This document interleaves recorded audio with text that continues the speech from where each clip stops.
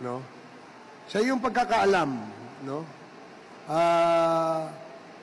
Si Michael Yang ba ay involved sa smuggling o importation ng droga? Your Honor, if I may siguro pagkatapos nito at sa susunod, si Michael Yang is a big-time importer ng droga. My source is also from his friends.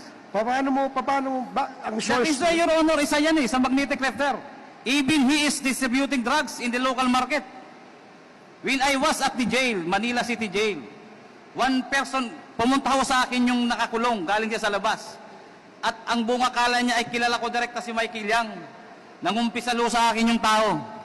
At sinabi niya kung anong trabaho niya kay Michael Yang. Sa loob na po yan ng kulungan. Hindi ko kakilala.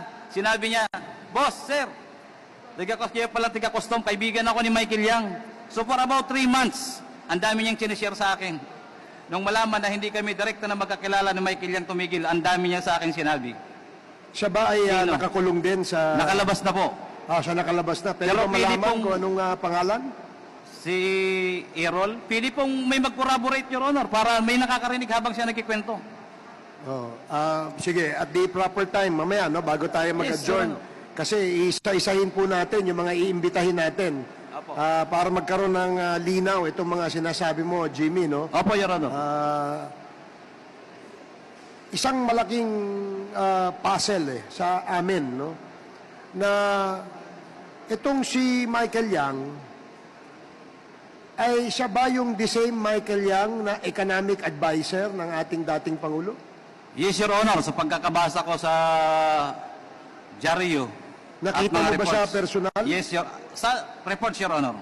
Pero Not si personal. Michael Yang ba, nagkakaroon ba ng pagkakataon na magkaharap kayo? Hindi po, Your Honor, nag-ano po ako, nag-deny. Nagkaroon ba ng pagkakataon na makaharap mo si Attorney Carpio? No, Your Honor.